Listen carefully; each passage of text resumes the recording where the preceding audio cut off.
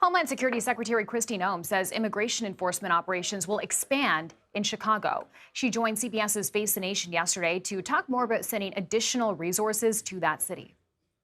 Well, we've already had ongoing operations with ICE in Chicago and throughout Illinois and other states, making sure that we're upholding our laws. But we do intend to add more resources to those operations. And CBS News White House reporter Aaron Navarro joins me now with more on this.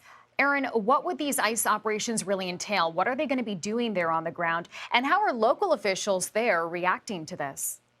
Yeah, Chanel, there have been immigration activity in enforcement, arrests in Chicago throughout the Trump administration.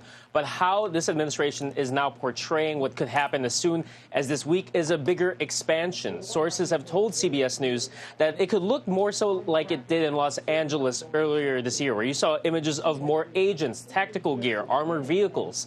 And in that case, when the National Guard were sent in, they were there to protect those federal immigration agents and federal buildings. Now, the White House Secretary Noem did not say outright the National Guard would be being sent for these immigration enforcement expansion. And Secretary Noem said, quote, nothing is off the table, and said the National Guard is, quote, in terms of sending them in, that decision is up to President Trump. Sources have also said that whatever that could look like this week will be different than the president's call for the National Guard to go in and clean up crime in Chicago. But our colleague Ed O'Keefe talked to the Illinois governor, J.B. Pritzker, about this. Take a listen to what he had to say.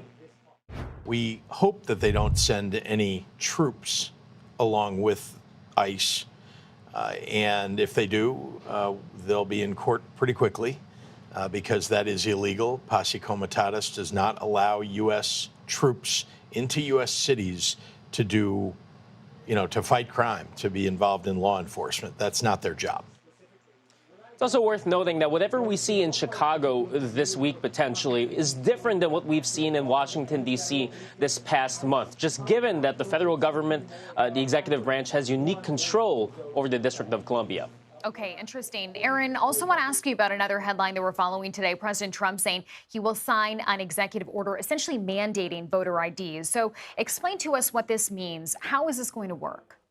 Yeah, in that post, he said that he would have an executive order to mandate voter ID. He also said that he would work to eliminate mail ballots and make it strictly that paper ballots only should be used. Trump has said in early August that a team of lawyers have been prepping an executive order like this for sweeping kind of requirements for voting. In one radio interview, he said that getting rid of mail-in ballots in particular is, quote, bigger than anything we can do as a Republican Party.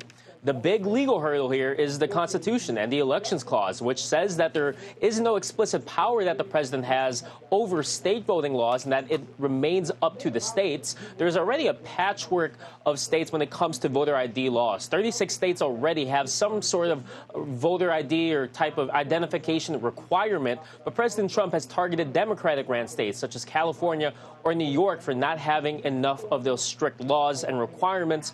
In March, Trump has also tried to sign an executive order that requires some sort of proof of citizenship for voters to be able to vote. A judge struck that down earlier this year. Okay, Aaron Navarro, thank you.